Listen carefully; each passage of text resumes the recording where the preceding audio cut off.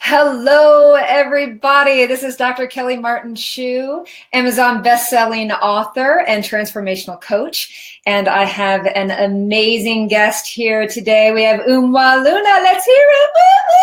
Woo-woo! So, more formal introduction. Actually, Umoh and I met not too long ago at an event, and we just immediately connected. In fact, she was walking into the bar where a lot of people were having lunch, and I was grabbing a quick bite, and she was grabbing a quick bite, and we just had this spark of conversation sitting there. I forget what we were eating, but and she has been imprinted in my mind ever since then. So I was compelled to reach out to her recently, and we just had an amazing conversation. And she truly is a goddess. She's a spiritual guide. She's a speaker. She does branding. She does sacred branding. In fact, we were talking about that. So she's also just so passionate about empowering women. We speak the same language. She's of the same tribe.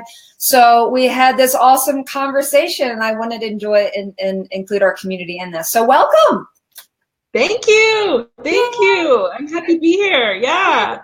Yay. Yeah, we're just kindred spirits, and we just clicked. Yeah. Exactly. It's the spark. It's the spark.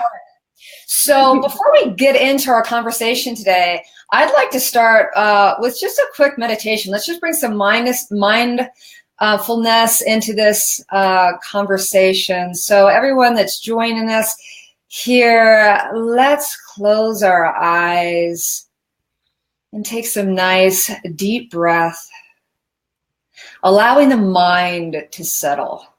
If you're listening in, I encourage you, turn off the cell phone, turn your browser on to focus on our conversation today. We are going to bring in the goddess energy.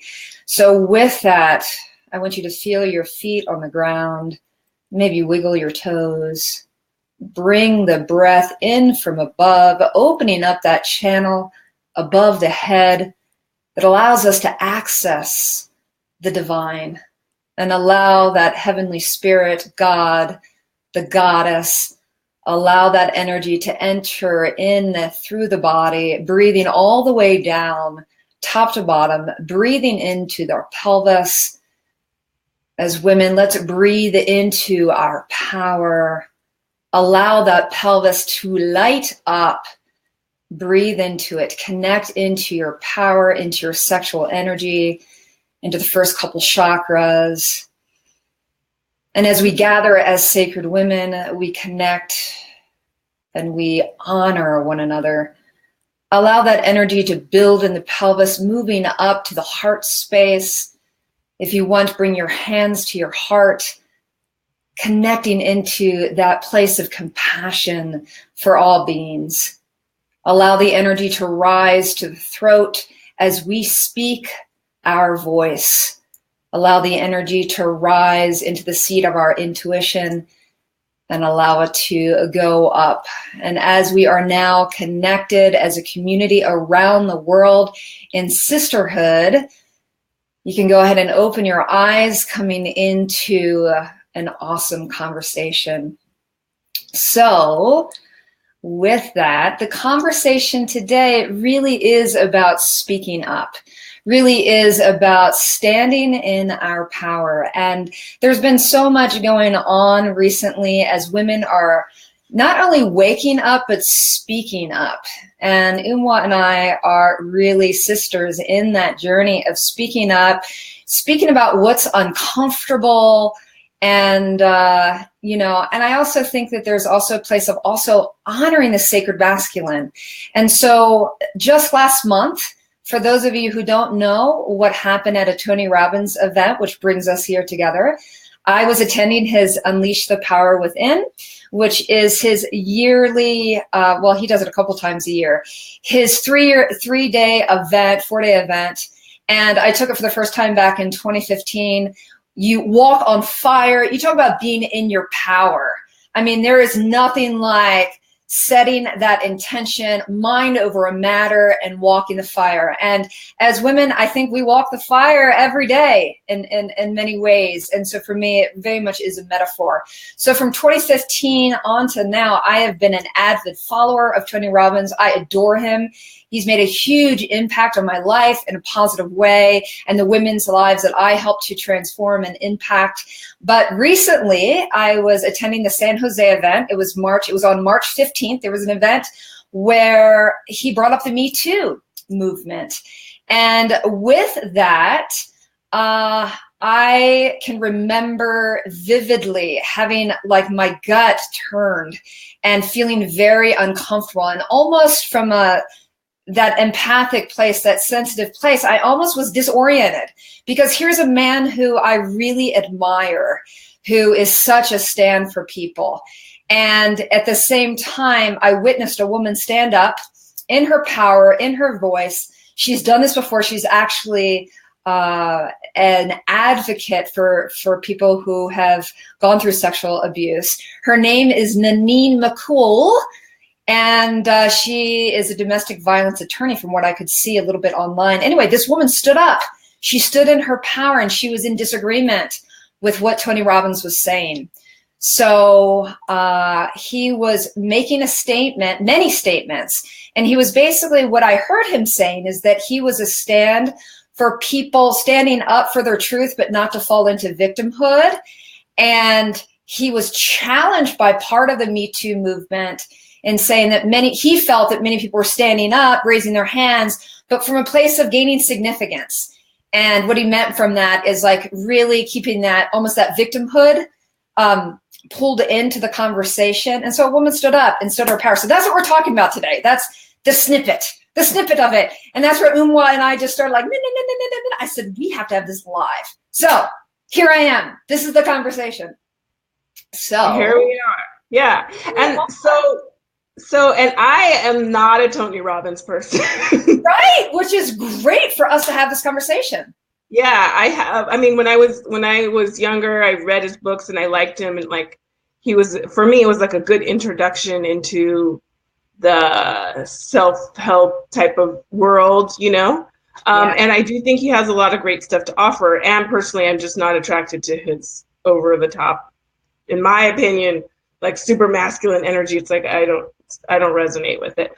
But I see that he is someone that a lot of people do resonate with, and a lot of people that I know love him, you know. Yeah. I'm just not one of them. Yeah, which I thought, what a great conversation for to have, because I'm like woohoo, Tony Robbins, and at the same time, I was in the room and really charged and really challenged, right? Yeah. So when did you first hear about this incident? I think right when it happened. So, you know, I mean, I have a lot of friends, you know, a lot of my people in my community are very into this type of stuff. So, I mean, you know, people were posting about it right away. I saw the part of the video. At first, I didn't even really want to watch it, because just like the little snippet, the energy, like you're saying, the energy that I felt was just like, ugh. And I felt really like, I'm in total agreement. The energy was icky. It did not feel good. I felt disappointed. I felt kind of like sad, like ugh, you know, like it's a little bit of a weird thing, because there's these figures keep falling, right? Like these people that are like that were looked up to in different ways and have created this, you know, and in one world, like with the Harvey Weinstein, you know, he's been instrumental in creating all this beautiful art and getting these films out in a certain way, speaking, you know, for voices that weren't being heard in Hollywood before. Yeah. And then on the flip side, we find out, well, this is how he's behaving behind closed doors. And this is some of the stuff that these women had to go through to get their stories told, you know?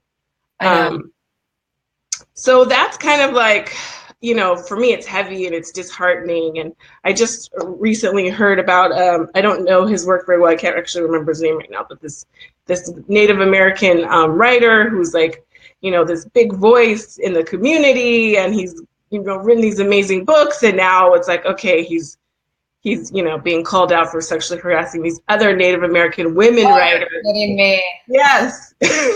Yeah. You know, and it's just like, in a way, it's heartbreaking. It is heartbreaking, right? Yeah.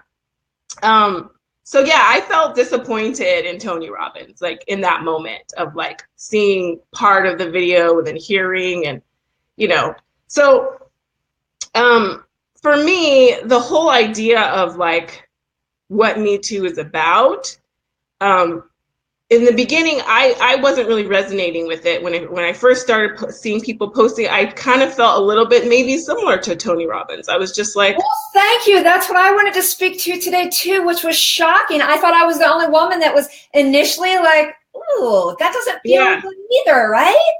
I was like, and also for me, it felt like, why do I have to like expose my pain and share, like, kind of, it felt like almost voyeuristic for me. Yeah. I have to go exploit and tell you all the sordid details of like the sexual abuse or assault or harassment that I've encountered for you to take this seriously. And that kind of made me angry, you know? Yeah.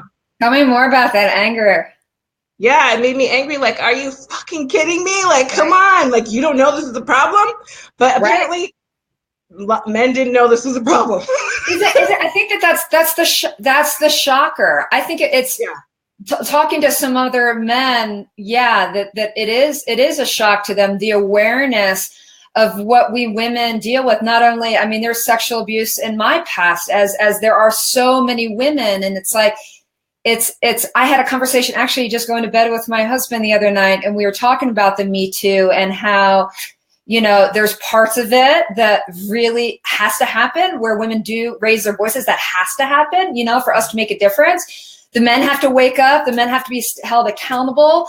And at the same time, I'm still shocked at how unaware, like, for example, he was shocked to know that if I walk home late, like, I live in Boulder, Colorado, it's a very safe place. But if I walk home late at night and I've been out with some friends, that my level of awareness, like sometimes I fake being on the cell phone, just like if there is someone approaching, and he was shocked that in such a place that he can say, like, that would not even be on his awareness, walking home in a safe neighborhood like Boulder. So like, even it's the subtle things that men don't realize that we do, we're on alert. All the time. All the time. And you can't really afford not to, you know. Exactly. And it's unfortunate and it's not fair. And that's the way it is right now, you know. And so then that's like another element of the conversation. So I wanted to step back and just kind of go back to that. So for me, it was like, I didn't feel like I wanted to put myself on display, I guess, you know. And I felt like, you should know better by now. Like, come on, it's 2018. But really, they didn't know, you know. And just realizing how much of how much of our awareness is trapped in our own experience, you know. And so in all different realms, you know. Like, I remember when I was, I don't know, maybe this was like 10, 15 years ago, I don't know. And I didn't really get like the trans thing, right? And I was a little bit judgmental about it. And I was like, what? Why do you need your own separate movement? Just be gay, you know? Right.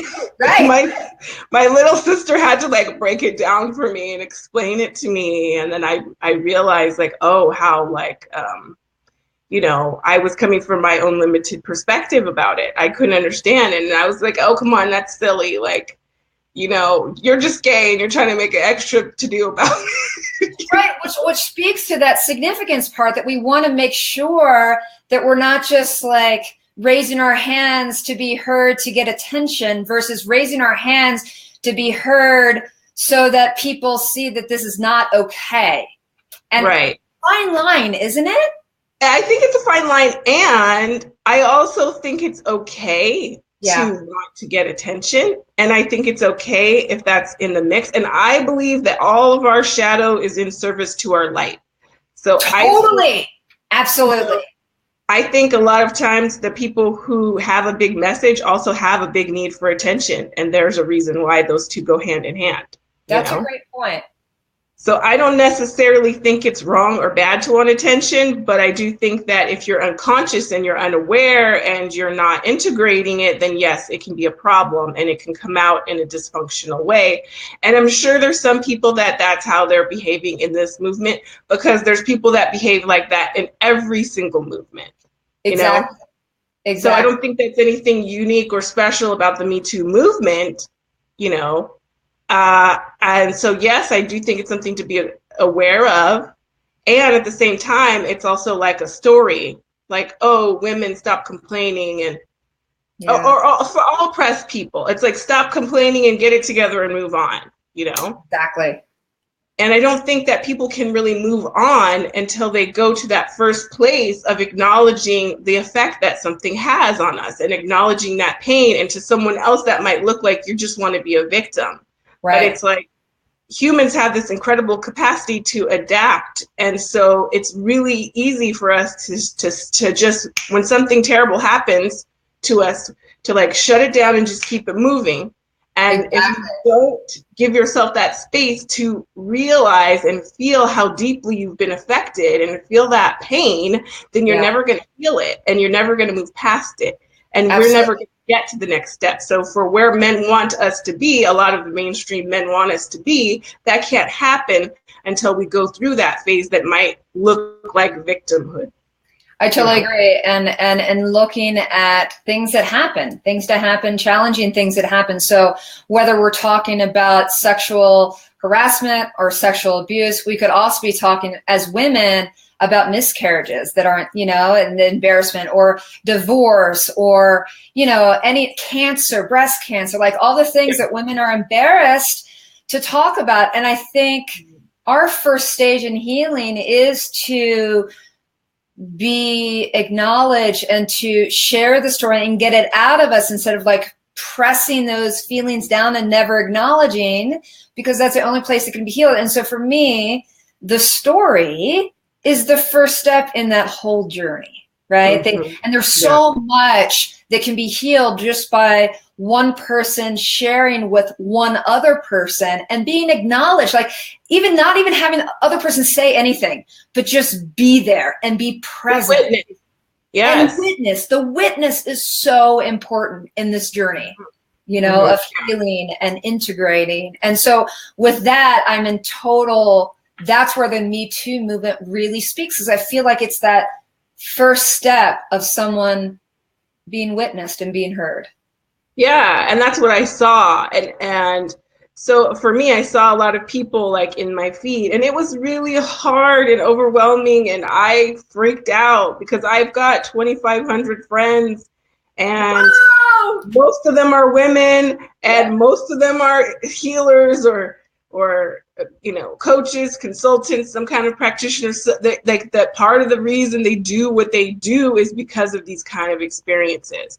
So my feed was flooded with Me Too stories, and I just couldn't handle it. After a few days, I just shut down because it just was too much, you know. And even though like I know this is the way it is, but and how prevalent it is to have it shown like that so intensely, day after day after day.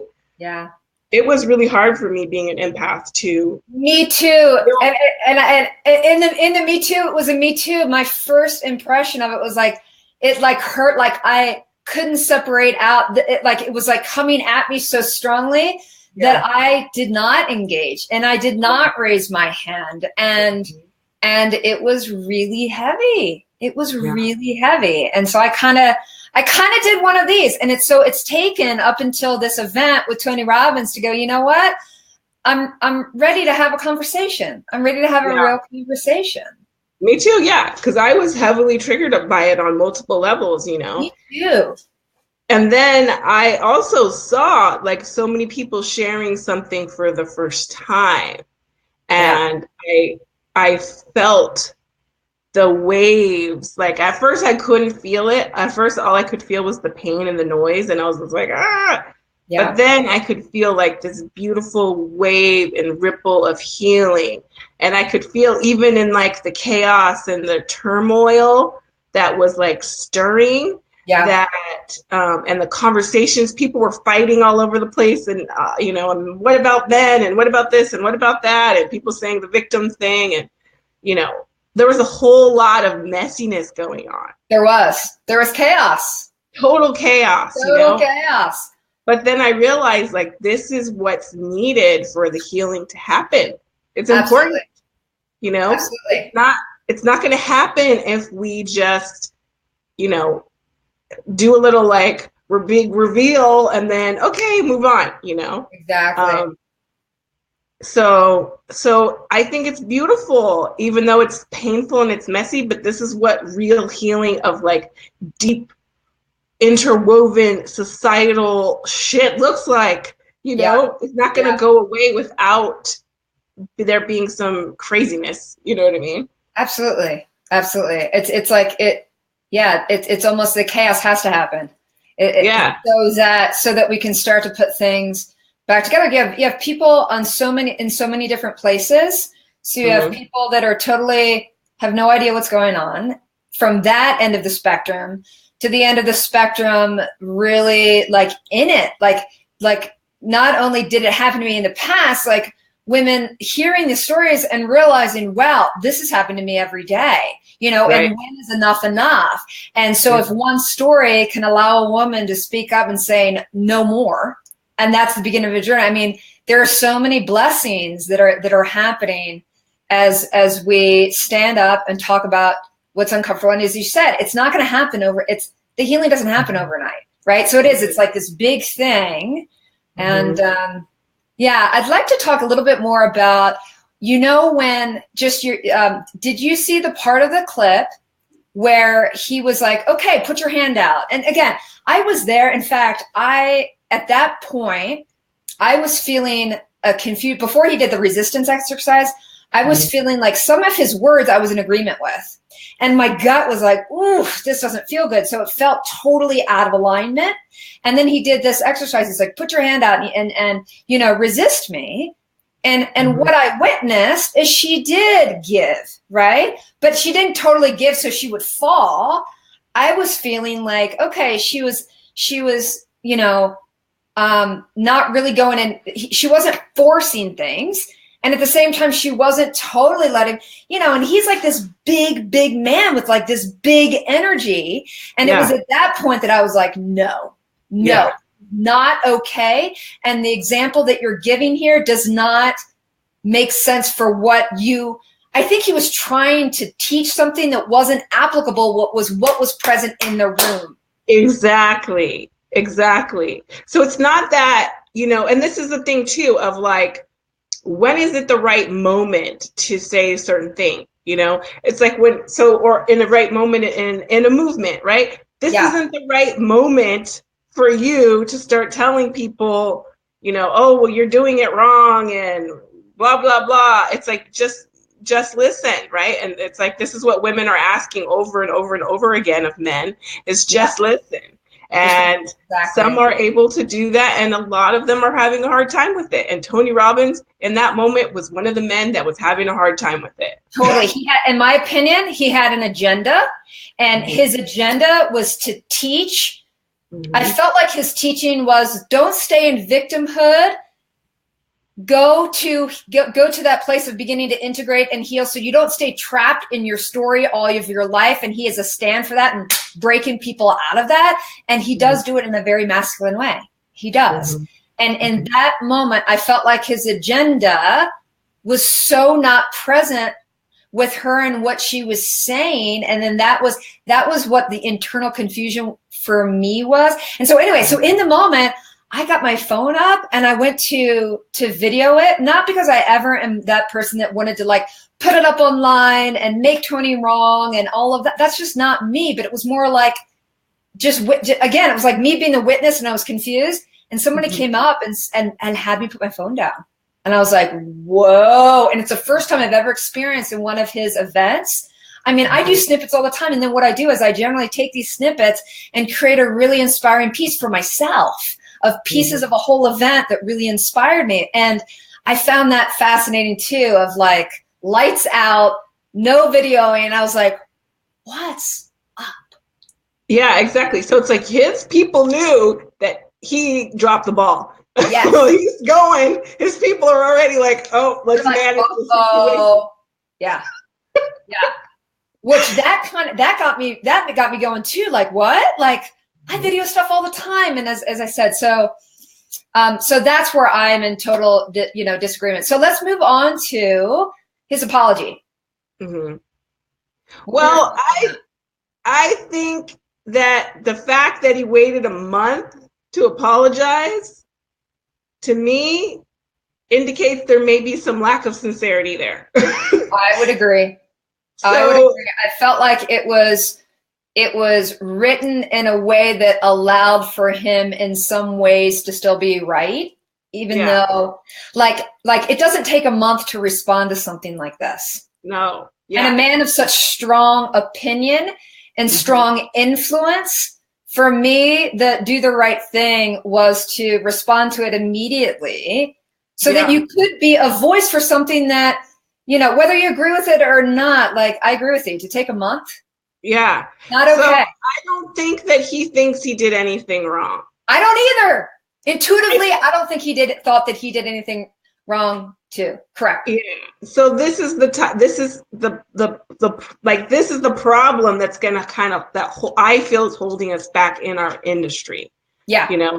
Like masculine leaders in our industry are not able and willing to hear or listen or to step out of teacher mode and make space for the feminine to join in. And it's not about the feminine taking over. Not at all. It's about working together. For me, the place of it, of the deepest and most pure power is the masculine and feminine working together, Totally. There's nothing more beautiful than a man being in his sacred masculine and a woman being in her divine feminine. And it's even, sorry to interrupt. No. Or seeing someone have that balance in themselves.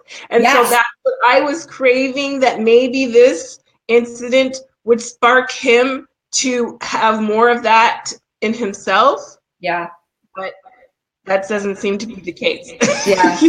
Yeah. And still, to me, to this day, it's confusing. It's disorienting for me because as someone who is sensitive, I look for congruency.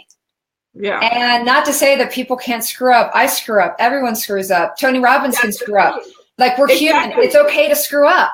Yes, we all make mistakes. And so if it was that he screwed up and then he actually apologized not a month later and he actually included the woman who he was behaving this way with in the apology, like, because he didn't say anything to her.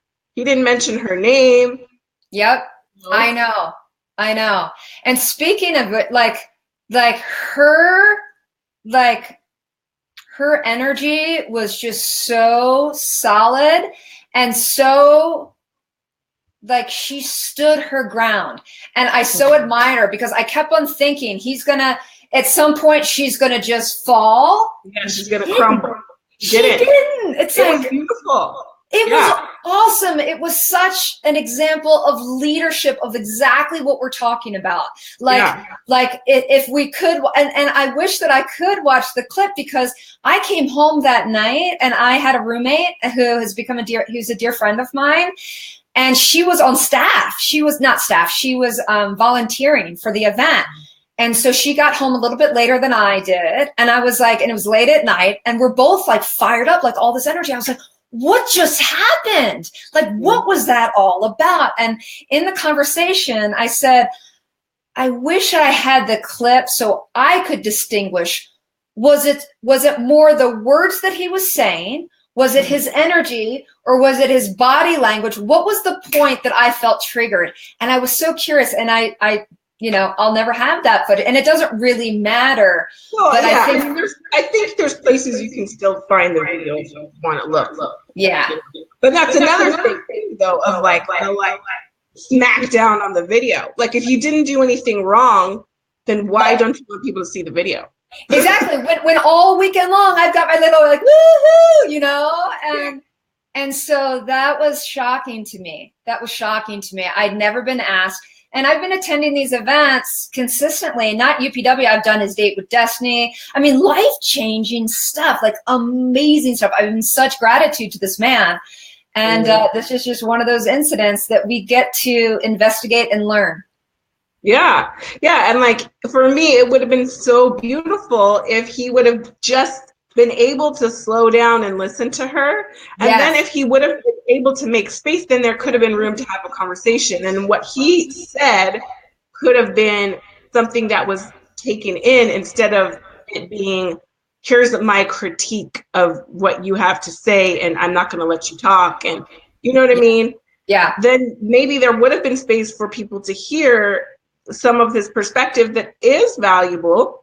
Yes. That yes, in any type of powerful movement, yes, there's going to be a shadow side, and let's look at it and let's address it, right? But that's not what he said, and that's not how he came to the table, you know? It was almost like, as I think about it and I'm reflecting and we're sharing, it's almost like he embodied some of that shadow of what we're a stand to not be. It's like he was demonstrative of when the man is in his masculine to the point where he's lost his center, and he can no longer connect with the woman and her needs, so that there's dialogue. Yes. Yeah. Exactly. Yeah. And he wasn't connected to his own feminine. He was just move, bam, bam, bam. I know. And his heart is so beautiful. Like, I've seen him like fall to his knees in the feminine. And like, I kept on waiting. Where was that side of Tony in that moment? And it was asleep. It was like asleep in the giant. Yeah. You know? And that's sad, you know? And like you said, you know, people make mistakes. We all make mistakes. You know, for me, I'm more turned off by him than I was before. Because of the way he chose to handle it and respond or not respond, you know? Yeah. I mean, and on the other hand, you know, there's the line too of like, okay, the boycotting things, right?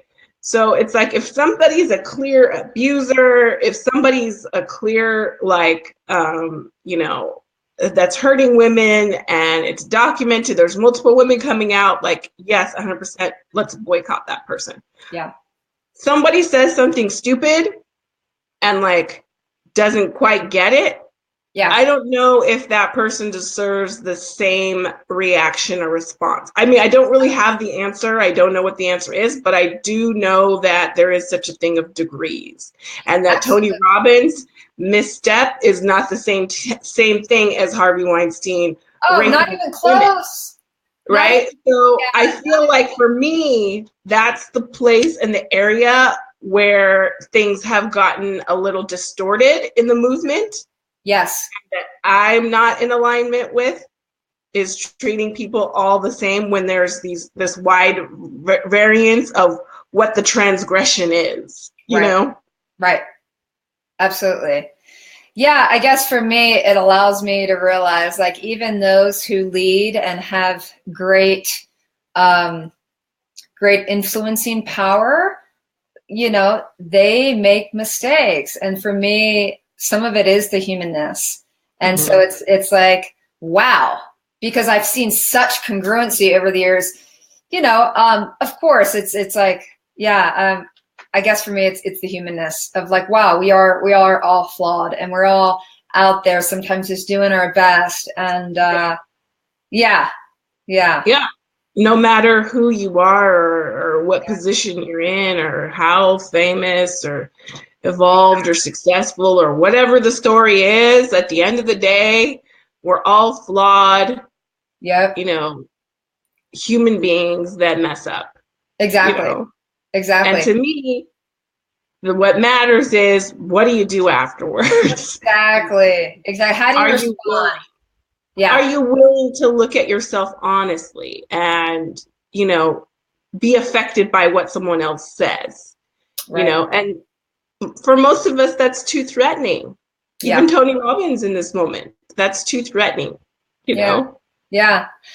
I I wonder, will this affect his brand overall? Like the people like me who have been a follower, I mean, I've got introduced to his work a long time ago. I don't know when it was, probably in the late 90s or something, like a long, long time ago, right? So I've been a follower for some time. When I say a follower, it's not like he's my guru, but I mean, he has some tremendous tools. Mm-hmm. And yes, it kind of, it woke me up to like, oh, wow, people do make mistakes. I disagree with what happened. And at the same time, would it keep me from attending events? Absolutely not. And so I'm kind of probably one of those more diehards, and yet I know there's people like you that really you never felt as in alignment with him. And I wonder, especially you as a brand specialist, right? Yeah. Like, do you think this is going to impact his? Definitely. It already has. That's why I apologized. Yeah. Yeah. I mean, and I didn't see, I saw very little. I saw the two extremes, right? I saw the people that were like boycott him, and then the like people that were more extreme fans or follower, whatever you want to call it, than you, who were like, you guys shut up. Tony Robbins is amazing. You should listen to him. Right. Right. Exactly. So all the people in between are going to get swayed kind of one way or the other. Yeah. Right. And so the voices that were like, boycott him and he's terrible, were a lot louder than the he's wonderful and amazing and I love him. Yeah. And true. That's true. Absolutely. So yeah, it's definitely going to affect his brand. And if, for me in my brand, this is how I operate. Like if I do something that someone, like I had a issue with the client, right? And I did something wrong, right? Which was like, oh my gosh, I wasn't used to having those kind of experiences, right? But I was like, yeah, he's got a point. And I just said I was sorry. And like, how can we fix this? You know? So for me, from a branding perspective, like that's the way to keep your brand in integrity, is to acknowledge the fact that there's a misalignment. Even if you don't 100% agree, there's some place where we can always see and say, you know what, here's my area to grow. Even if you don't 100% agree with what the other person's perspective is or whatever the situation is, Yeah, I agree. So perfect example is what's happening. I don't know if you know what's happened with Starbucks, right? Tell me more. So I know this is a new thing, maybe a week ago. So 2 Black men came into Starbucks. They didn't order anything. They were waiting for their friend. The manager decided to call the police that they were doing something shady or disturbing the peace or loitering, whatever. The police came and arrested them. What? For what? I don't know. Their friend, who was white, showed up and said, yes, I was coming here to meet them. They were waiting for me. They still arrested them, and I think they end up spending the night in jail. Oh, I can't believe that. Wow. Because they were Black while waiting in Starbucks without purchasing anything within a, 15-minute window. I don't know how long it was. Oh my gosh. So Starbucks immediately issued an apology. Yeah. They've created a diversity day, and they're shutting down a whole bunch of their stores for the entire day and losing millions of dollars to teach their employees how to treat people who aren't the same color as them and not to call the police on them because they're Black and they're sitting there. Wow, I just got chills. Like, that's proactive. We have a problem here. Yeah. Let's get it handled. Wow. Exactly. Wow. So that's how you protect your brand when you fuck up. Yeah, you engage. That's what you do. Yeah. I mean, is it all of Starbucks is like the head people's fault that one manager made a racist decision? And also it came out that she called the police 2 minutes after they arrived. Oh, wow. So, and, it doesn't matter, but they're like, one of them is some like, I'm not even going to say who they are, but that's like you have to say that because, oh, they're Black. So you have to like, prove that they're an okay citizen. Otherwise, they're already automatically suspect just because they're Black, right? Yeah. So that's how Starbucks is handling it. Wow. Right. That's admirable. That's really admirable. Yeah. So as we're moving into branding, you know, I would love to spotlight you a bit here and the work that you're doing. And let's have a quick conversation, or as we're already talking about branding, how do you like to serve people? Who are you looking for to work with? Tell me more. Yeah. So my ideal client is someone who's been doing their work for a long time, who's really good at what they do, who's probably not the most confident, not the type of person that's going to push to the front of the room, not the first person to always, you know, raise their hand and brag about themselves, Right. Who does really deep, beautiful work, who's done a lot of training and has a lot of schooling and education and has piles upon piles of credentials and still doesn't necessarily feel like they can do the real work that they want to do, or they have to prove themselves, or someone's going to question their authority to, you know, do what they do. Yeah. Those are the people that I help the most. Yeah. And I like to share this little, there was a study about doctors. And so the doctors that were the most confident were the least competent. Right? Kind of in that vein of that Tony Robbins energy in this incident. Yeah. Right? He was so cocky and confident and clear that he couldn't hear anything else. Yep. Right? Yep. And the doctors who were a little bit like less confident, who dot their I's and cross their T's and don't feel comfortable bragging about themselves, those are actually the people that have the highest quality of work. So that's part of what I'm passionate about, is taking these people, especially women, who have this beautiful, high quality body of work and helping them to grow that confidence organically and be able to broadcast their brand and put themselves out there and do it in a way that's in alignment with their spiritual path and the feminine. You know? I love it. I love it, which is how our conversation began, right? Months and months ago. Yeah. And yeah, because we talked about that. We talked about that and the branding and how important it is, and how there are so many people out there that don't own the work that they're doing, in a sense of when you take it to marketing, because just because you're awesome at what you do, often those are the people that don't know how to market themselves, or, you know, so I can relate, actually. I can really, yeah. And also I know that you've shared with me a lot of what you're doing is even in the background, or is using your intuition and guidance.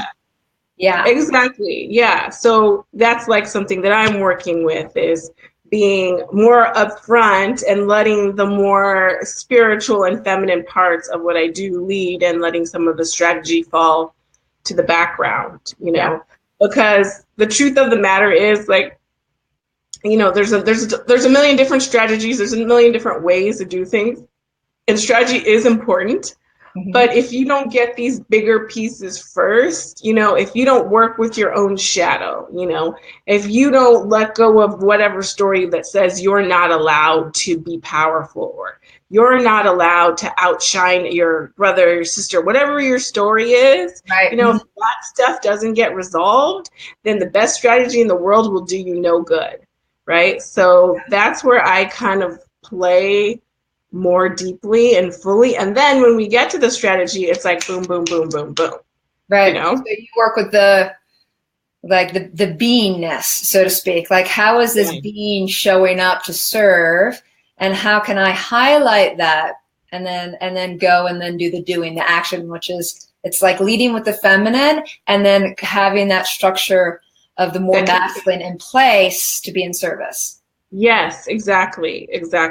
Yeah, and that's the other piece of, like, okay, let's work on whatever is your stuff, and then let's also get really tuned into, like, your essence and your vibration and your special gifts and your spiritual path, and let's build your brand from there, rather than like, what color is your website going to be? And, right. Trying to come up with a snappy, like, tagline, like that doesn't matter. Yeah, don't lead with that. Yeah. Nowadays, work. audiences, exactly. Audiences are becoming more and more and slicker and more and more savvy, right? Yeah. So we don't care. We don't want to see the perfectly polished everything. We don't care about that anymore. What everyone is craving is they want someone to be real. They want the naked, the uncensored, the unvarnished, and like the vulnerable. Like when you can give people who you are, your real self, that's like the most powerful, beautiful magnet to attract your ideal clients. Yeah, absolutely. Absolutely. So specifically, how would you like listeners to get in touch with you? Well, you can come on over. You can just come on over to my Facebook page, honestly. Okay. I don't really use my business page that much. You don't use what? I don't use my business page that much. So you know what? I will just write in here on the on-screen updates. I'll just put the @Umoh Luna, huh? Yeah, and just add me as a friend, and I'd love to connect with you. Fantastic. Or follow me if you don't want to talk to me. Follow her, see what she's up to. I can tell you she's awesome, totally awesome. So, all right. Well, thank you so much. It was so fun to just have this conversation in a format that I think that really will serve a lot of people and answer questions and continue the conversation is how can we have this Me Too movement really serve women and men so their voices are heard, we stand in our power, and we say no. We say no when we're not treated well. And so thank you. Thank you. Thank you. It's been amazing. And I feel good that we created a space to, share our voices and speak our truth, even if it's not what some other people are talking about. Exactly. That's authenticity, right? Yes. All right. Well, have a fantastic weekend, and I'll talk to you soon. Okay. All right. Thank you, Ma. Bye, everybody. Okay.